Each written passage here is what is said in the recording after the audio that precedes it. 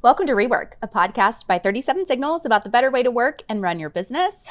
I'm your host, Kimberly Rhodes, joined as always by the co-founders of 37 Signals, Jason Fried and David Heinemeier Hansson. Well, you know, Jason and David have many books that they've published over the years, but they also have some writings on the 37 Signals website as well as the Basecamp website.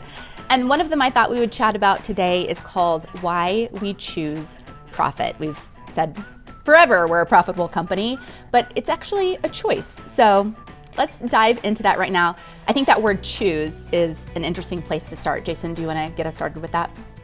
Yeah, I mean, you don't get to choose and get it automatically, but you do get to choose and think about how do we want to run this place? Do we want to be behind the eight ball all the time? Do we want to just focus on growth? This is one of the reasons why, some people take money. They take money and they lose a bunch of money for a long time, spending other people's money to try to get mind share or market share. And then they try to work their way into profit later on, eventually when they have to. We decided to go a different route, which is to keep our costs very, very low up front and to not get ahead of ourselves and to try to make more money than we spend as early as we possibly could, which turned out to be the first year. And then we've just sort of stayed there. Our profit margins have fluctuated, but we've decided that we don't ever want to get to a place where we're spending more money than we're making to chase something that we don't have. So if we wanted to grow or get bigger or whatever it would be, we could probably do that profitably too, but there's also an unprofitable way to do that where you suspend your profits for a while, spend a bunch of money, and then hope you can turn that profit spigot back on. We've decided never to do that. So the choice for us is stay within our means, keep our costs below our revenues, and grow comfortably in that sense, grow in control, and make sure that we're always taking money home, basically. So that's sort of the kind of business we built. And it means that in some cases, people might say you've left money on the table. There's opportunities that you've missed because you're doing it this way. You could have been this company or that company or worth $5 billion or whatever. Could have been, would have been, maybe could have, whatever. Who knows? What we know is that we're still in business 25 years later. And we're still in business 25 years later because we make more money than we spend. We choose to be profitable because we choose to want to stay in business. That's the only way to stay in business over the long term, ultimately, unless you can continue to convince other people to give you money that you're not going to pay them back on, or you might eventually at some way in the public markets. But for the most part, if you're a small company especially, you've got to find a way to stay in business, and that means you've got to find a way to be profitable, and that's what we've chosen to do. What I love most about profit is the freedom it affords you. When you are profitable, when you don't need other people's money, you get to do pretty much whatever the hell you want, which is pretty convenient for us because that's how we like to operate. We like to do whatever the hell we want. We like to follow a whim sometimes. We like to follow a hunch. Once we might not be able to convince a set of investors is actually a good idea, or a board is actually something we should pursue. But because we're profitable, we have afforded ourselves the opportunity to do all of that in the way we see fit.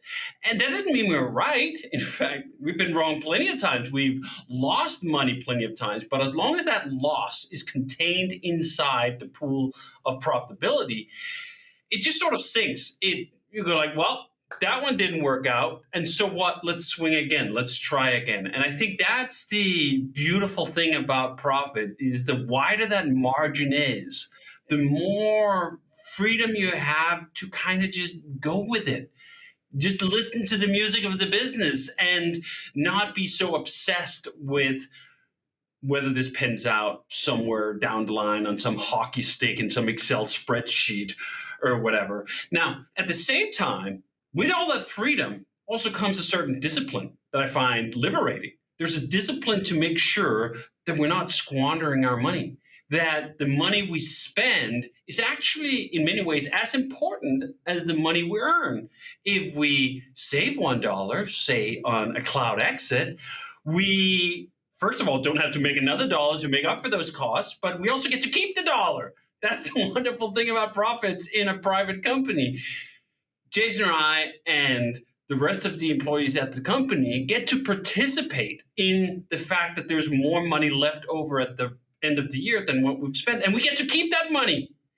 That's one of those get rich slow kind of situations, as it's been for Jason and I. There's been plenty of peers in our industry who over the years have gotten windfalls on a certain liquidity event where everything just worked out and they went IPO or they sold it or whatever, and all the money came in one big bucket at once. Lovely. I'm very happy for all those people. That's not how we made it to where we are today. We made it by taking a little bit, or sometimes a lot of it, depending on where the profits were, off the table every year for 25 years. Like, if you keep doing that, there's enough left over that it's a very nice, pleasant place to be. And I think, especially since we introduced this, I don't know, 5 years ago, 4 years ago, something like that, the 10% profit share pool, it also bleeds that sensibility into the rest of the business. The sensibility that it actually matters whether we're just squandering our money, say in the cloud, or that we're investing, buying equipment that we're going to keep for the long term because we trust we're still going to be in business. And that somehow trickles all the way through the business to everyone who stayed here for a long time. So I like both those aspects of it. I like the loosey-goosey of the opportunities of the profit margin, allowing you to experiment and not being sort of drummed up in all of it. And I also like the discipline of it.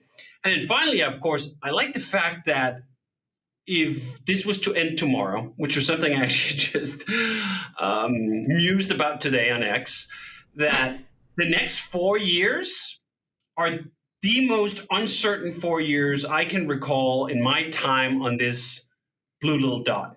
I cannot remember another time. And both Jason and I were around when the internet first started to happen. We were around when personal computers started to happen. We're dinosaurs in that way. And those were momentous times where things really changed relatively quickly. And it still seems to pale in comparison to what's going on right now. So that is to say that if 2 years from now, like everything is AI agents just doing everything for you, and there's not even a user interface, it's just all in your ear, you're dealing with her, and Basecamp doesn't make any sense anymore, SaaS doesn't make any sense anymore, it's all gone. Well, do you know what? We can look back upon that ride and go like, do you know what? I had a good time. I also have a little bit of treasure that's left over from doing this for 25 years and taking profits off the table every which way along the way. I'm also reminded about Jason's dad, who had this wonderful quote of, "No one ever went broke taking a profit." That's who I would like to aspire to be. The kind of person who did not go broke investing everything, doubling down on every opportunity until the end of time, until you were out. We actually recounted an example of a company called Flip. This was back in the mid-2000s, before mobile phones could do excellent video. And it was this dedicated device that could record video, and it was a huge success. And the company behind it kept investing more into newer flips and whatever. And that opportunity lasted 4 years. And as far as I know, the people who kind of ran it, there was nothing left because the opportunity disappeared. And it could happen with Basecamp. It could happen with SaaS. It could happen with a lot of things. So if you don't take any money off the table along the way, if you don't take any profits, you may very well end up going like, well, that kind of sucked. I really regret my time. The last 10 years I invested into this because I have nothing to show. We're not going to sit with that regret. Okay, let's talk a little bit more about taking money off the table, out of the business, profit for yourselves, because I think a lot of entrepreneurs who start a business think as soon as I make $1, I got to put it back into the business over and over and over again. Tell me your thoughts about that. I mean, there's certain times when that's maybe a bit true. Like if you need to hire somebody, you might need to invest back in the business. But this idea of investing back in the business, I always wonder, like, what are you investing in? And so oftentimes you're investing in spending. So investing in spending for what? I would just continue to ask yourself some of these questions. Like let's say I could have taken $65,000 home this year, but instead I took nothing home. I'm living off my savings and I put it back into the business. I would say, like, for what and for why? So next year you can make 100 that you're just going to put back in the business again. To David's point, like, at what point do you see the results of that? And if your thought is, I just keep investing back into the business until and maybe I'll take a small salary or whatever for a while until something magical happens, like we get acquired, or one day I change my mind and I start pulling it all out. I think it's pretty rare that people end up doing that. Actually, what ends up happening is you keep putting in, and then something changes, and you're no longer on that gravy train anymore. And so now you're like, there's nothing to take out because you need it all in the business that you've built. And then someone comes and eats your lunch and it's kind of all gone. So I just don't think it's a healthy way to do it. Now, there, of course, are many examples of people who have done that and have done really well. Obviously, right? That happens too. I just think that what you want to do typically is be taking risk off the table as you go. Running a private small company is incredibly risky. The chance that you're going to survive is close to zero. It's very, very, very, very hard. And so the longer you go, in many ways, the harder it's going to get. And the more risk you're taking on. So I would just start to pull that risk off and put it in the bank where it's safe, or put it in the S&P or wherever the heck you want to do with it. But shift it over to a much less risky investment, and you can let that money work for you in other realms. So let's say you have 50 grand, like you can put 50 grand into your risky ass business, or you could put 50 grand into the S&P and maybe make 5% or whatever, who knows, right? Whatever it's going to be. You can put that money to work. It just doesn't need to work in your own business. And I think people just don't think about that. Like in many ways, you could say, I'm going to make money in my own business, and then I'm going to put money into the market that's going to work for everyone else's business. I'm going to spread that across 500 companies, even though there's maybe 7 that really matter. But like, I'm going to spread that out, and I'm going to put my money back into other people's businesses. That's another way to think about this. And I think, or just hold it and buy a house or do whatever you want to do, whatever. There's optionality there that I think is really important to think about versus thinking that your business is the only place you can reinvest that money if that's what you want to do with it. And I think this fundamentally comes down to these two opposing forces. To be a founder, to be a business owner, you have to be a bit of an arrogant fuck. It just comes with the territory. You have to believe in yourself. You have to believe that there's something that you're doing that's better than what other people are doing. Maybe it's just a better location. Maybe it's just a better timing. Maybe it's just a better something. A lot of them feel like they're smarter. They have a better idea. They have better skills at implementing things. They have better taste. There's a million things you can think you're better at. And I do think you have to have some of that. If you don't have any belief in yourself, you're not going to make it. So accept that you need some belief. But, and here's the big but, that has to be paired with some degree of humility. I could be wrong. I could be better at something that doesn't matter. I could be better at something that no customer wants to pay for. I could be better at something that matters right now and for the next 18 months, and then that skill is worthless in the market. So constantly going back and forth between I'm better than everyone else, and also that might not matter, is a good way of trying to triangulate in on your risk appetite. And for me, I've always laughed at this idea that founders and entrepreneurs, they love risk. And you can see how people would get that idea. You read a biography of Elon, for example, and he's like, I was down to my last 2 million and I just put it all into Tesla and I mortgaged my house 5 times over. And everyone thinks like, ooh, that must be what every entrepreneur is like. And I'm just sitting there reading this. Yeah, I'd never do that. I would absolutely never do that. SpaceX would have gone bankrupt 5 times over under my stewardship. I can tell you that. And it's wonderful that we have people like that who are so 450% on the arrogant part of the equation, but that's not every entrepreneur. And there's room for plenty of entrepreneurs who could be like, I don't know, 50-50, 80-20, something along the line, and don't want to bet it all, not even on themselves, who want to bet something on themselves and then also take a little off such that I get to play again if this game comes up bad. And I think that there's nothing wrong with admitting that. There's nothing wrong with admitting the fact that, like, well, you know what, it might not work out forever. It's not even an admission. As Jason says, it's a statistical certainty. The chances that your small business is going to be around in 20, 30, 50 years from now rounds to zero. So you exist somewhere along that spectrum, somewhere along that timeline. Maybe there's only 2 years left. Maybe there's 10 years left. Maybe you really are the 1% and you make it to 30 years. That's great.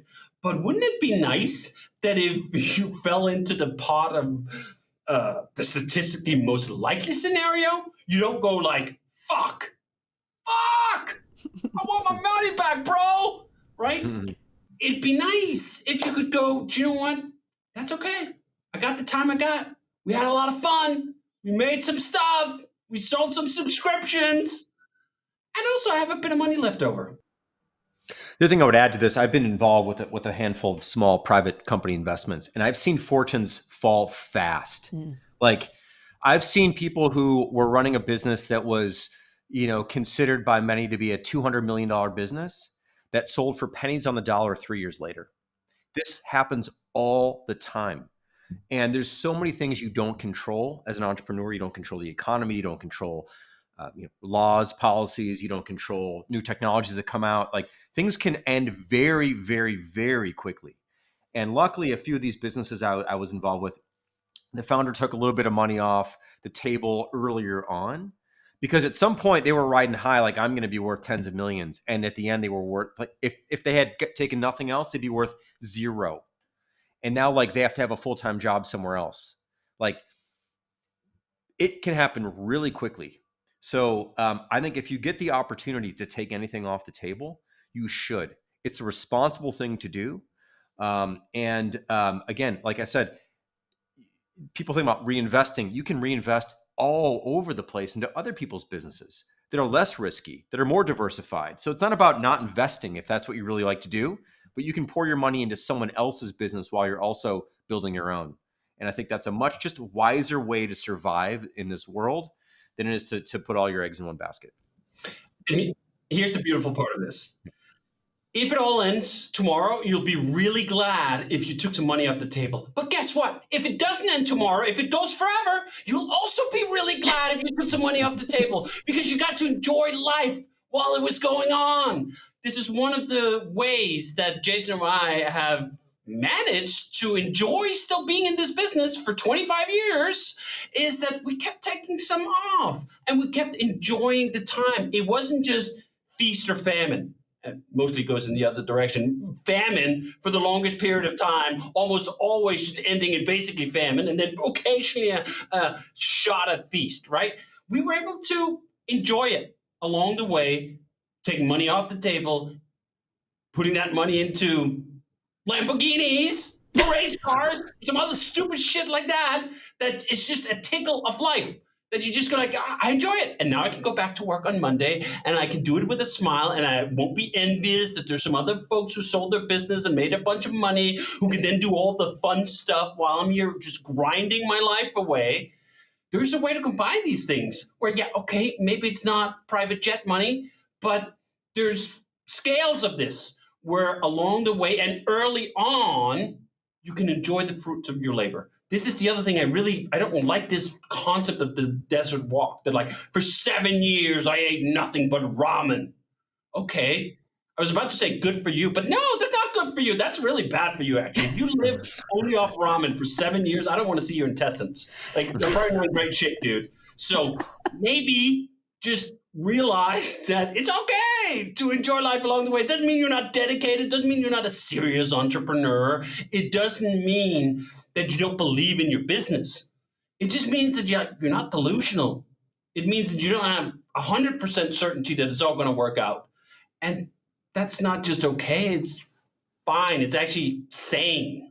So, Jason, you mentioned the responsible thing to do is take money out of the business. I want to go to a portion of this write-up which says profits create stability for customers. Let's talk a little bit about that, our thoughts on that, and then also using that message to share with customers.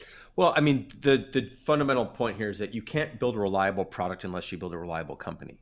The company doesn't exist in 2 years. I don't care how good your product is, it's gone, right?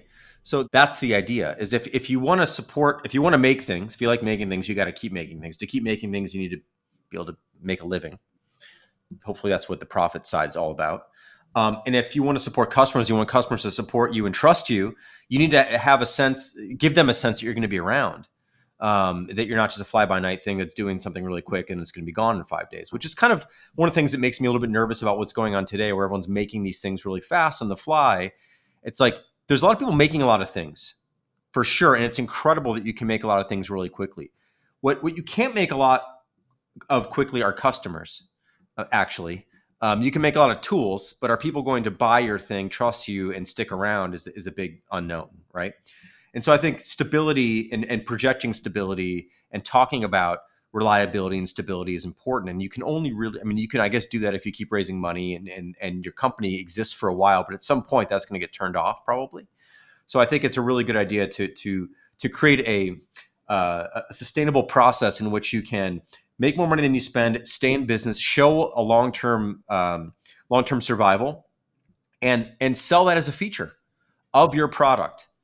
That if you use our stuff, it's going to be around. Something we've done for years is this idea of the end of the internet, which is as long as we're around as a company, we're going to keep our products around for you. Even if we stop developing those products, we're not going to take them away from you.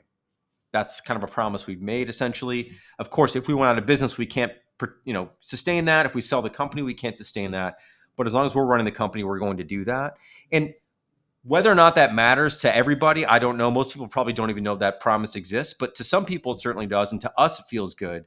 And I think we can feel good making that promise, given the fact that we have a profitable business that's sustainable. That's sort of the whole idea behind that, I think. Well, perfect. With that, we're going to wrap it up. I will link to this write-up, which is at 37signals.com/thoughts. Rework is a production of 37 Signals. You can find show notes and transcripts on our website at 37signals.com/podcast.